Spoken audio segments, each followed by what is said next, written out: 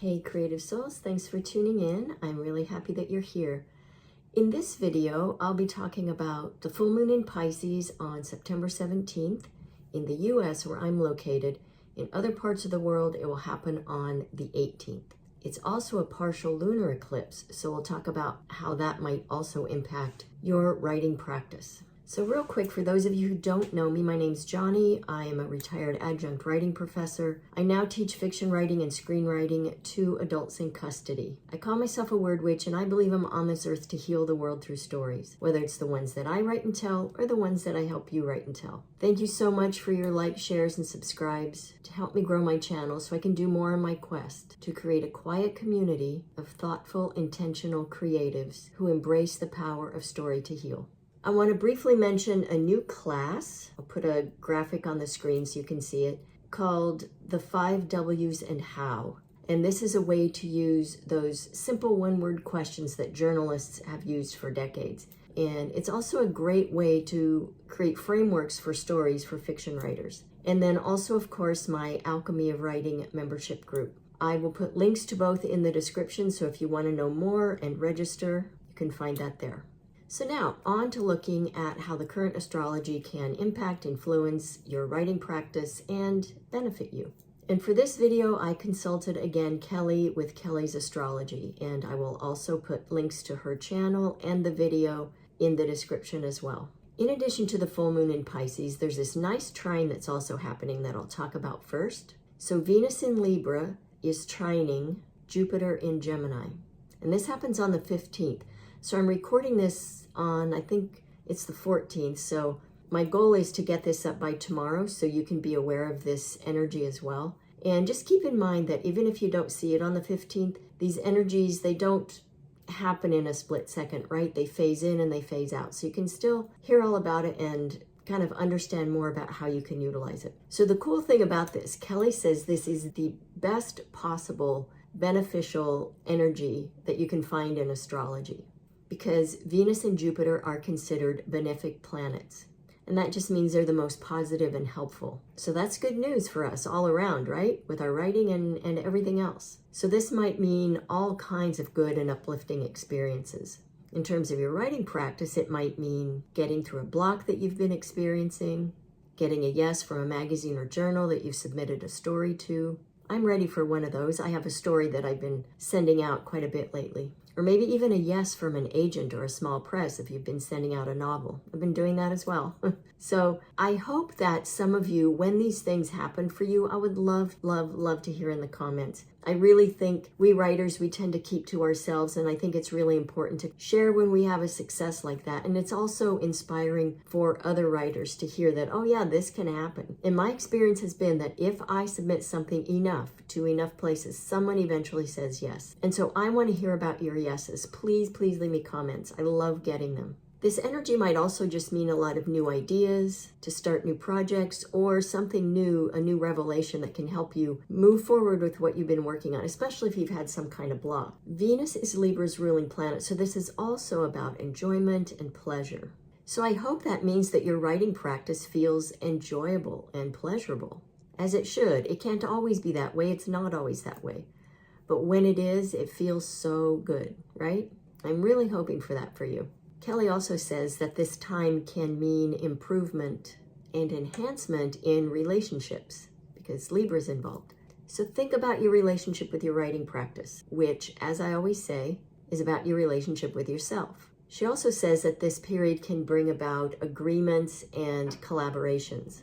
So when we think about this in terms of our writing, maybe you'll be pitching to an agent or a small press at a conference, and they will say, yeah, send me your first 10 pages, which what I have found at conferences when I've pitched is that I think they cast a wide net and they tend to say, yes, send me pages, and then they weed out from there. But it's a real high to be at a conference with all these other writers and people are pitching and talking about their ideas. And then when a few agents like your pitch enough that they want to read your words, it's a pretty exciting feeling. So I hope that happens for you. Maybe you'll get a yes from a magazine or journal, like I said, which could also lead to a contract. Just like the agent or small press could. All of these lead to different kinds of contracts and agreements, right?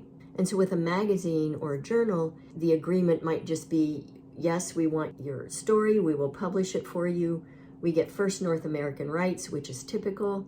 If you don't know real quick what those are, when you publish in a journal or magazine, they claim first rights. And that means they own the rights so that they can publish it. It's you giving them permission to publish it. Some of them release the rights as soon as the publication is out. Some of them I've seen ask to retain the right for some period within the first 90 days. And then after that, it reverts back to you and you can do whatever the heck you want with it. So you can publish it again in another publication. But the thing is, when you do that, you must reference where it was first published. And that's what first North American rights means, that they get a mention. So it kind of does a couple of things, and maybe even more I'm not aware of. But the two things I'm aware of is that it gives them permission to legally publish your work, and then it means that they get a mention when you publish in subsequent publications. And if you are fortunate enough to be accepted in a magazine or journal that pays, part of that contract would be that you get money, or maybe you get copies. In terms of collaboration, maybe you've been thinking about collaborating with someone you know, and that kind of comes to fruition and you start working on something together. Or maybe you meet a new person, someone you've not known, and something just clicks and you know that you just need to work on this or that thing together. So this really is about bonding with people around this energy. And honestly, what better way to do that than to find kind of a perfect partner to work on a project with, something that matters to both of you. I've always wanted to do that, and I've yet to find that person and that project simultaneously and have that work, but I'm not dead yet, so who knows? It might happen.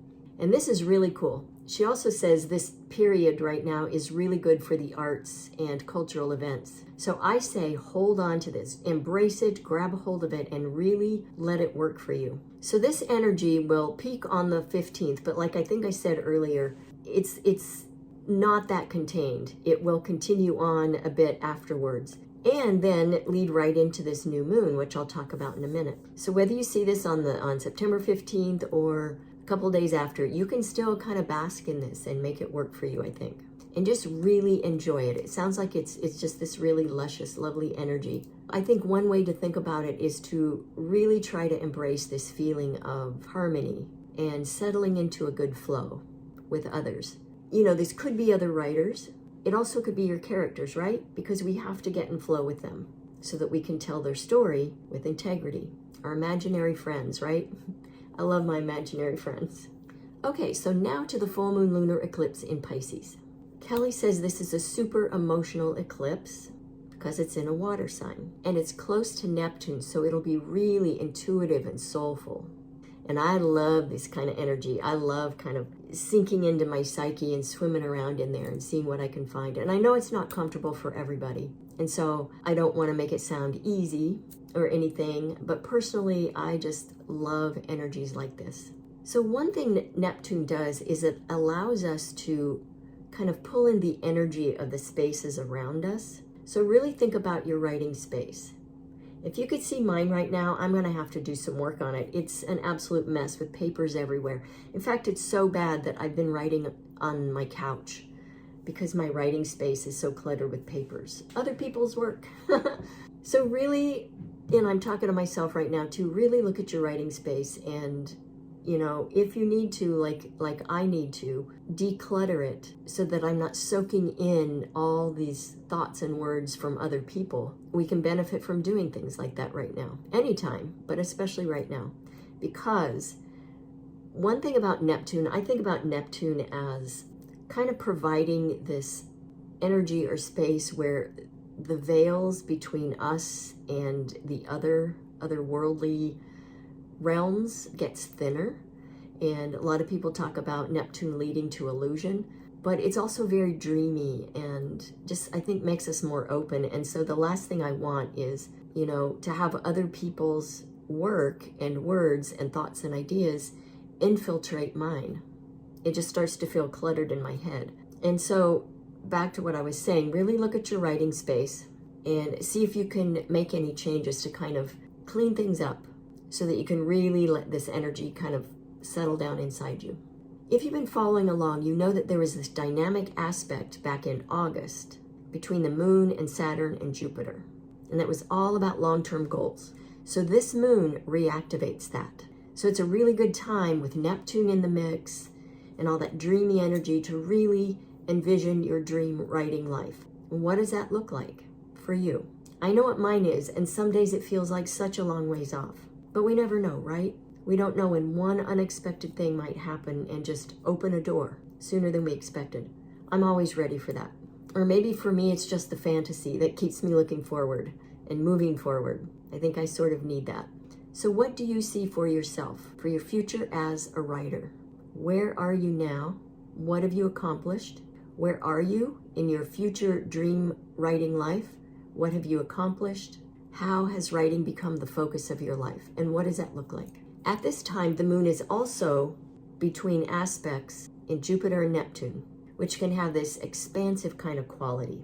So we have this dreaminess, we have expansiveness, which means that especially when these two come together, Jupiter and Neptune, there's this lovely dreaminess, but it also means there are no boundaries. So this could feel like a blessing to some people and a heavy weight to others, depending on how you personally deal with not having clear parameters.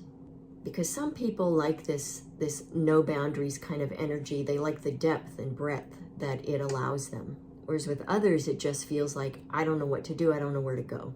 And so it can be paralyzing. So if you're one of those people that is sort of unnerved, unsettled by feeling as if you have no boundaries, then I suggest creating some for yourself. And if you feel like it gets to be too much and you start spinning out and going off in directions that are impeding your progress, have a list of things in front of you that you will always come back to focus on. And I'm talking in terms of your writing, specific aspects of your writing project that you're working on right now, things that you'll return to. We might also be more sensitive than usual during this time. So one thing you might do is, if you feel like there's too much expansion in your mind, too many ideas coming in, too many what ifs, maybe try it on for size. Let the walls come down, remove barriers that you've put in place, and just see what happens. And you can still set boundaries around that. You can say, I'm going to try this for this many days and see what happens. And if it just gets too messy, then you can bring it back in. But it's really interesting sometimes. I have found if I let my characters just veer off in another direction and I write and see what happens, I always find some nugget there that I can use.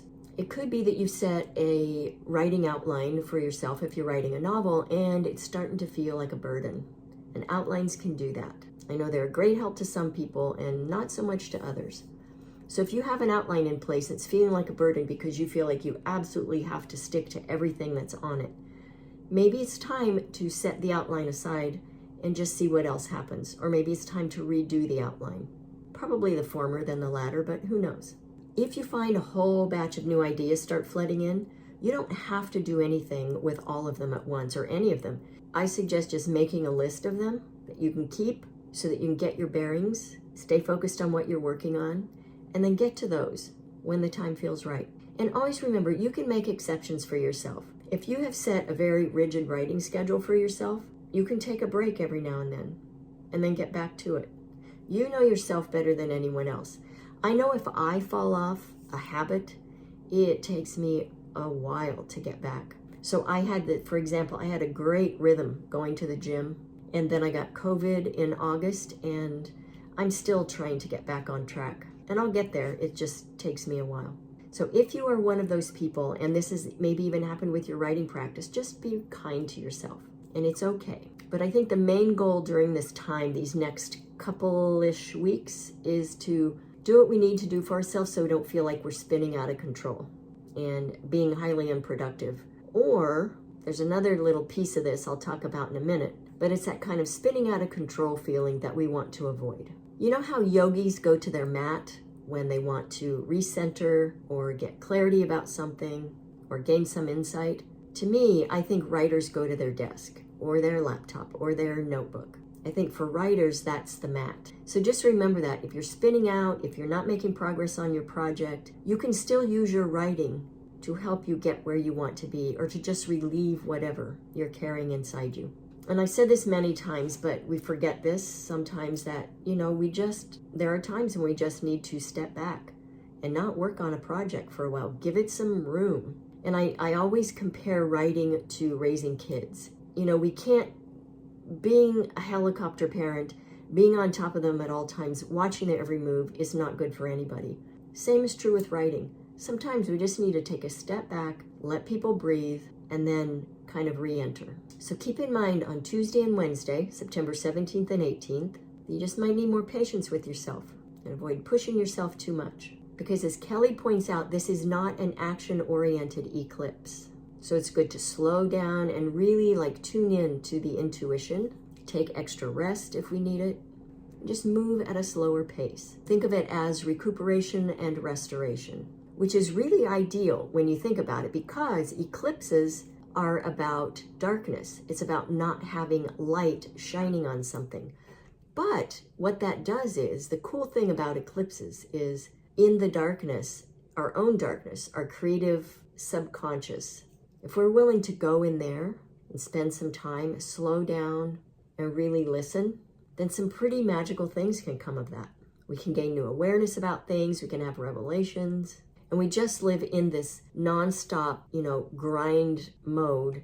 And I know not everybody does that, and I'm really working on not having that be my life, and I'm really not a person who grinds anyway, but when it's all around us, we can still soak up that energy, which is for me why my ideal writing life, part of it is I need to live in another place. I need to not live in a city. And I'm going to keep saying this until that's not the case anymore.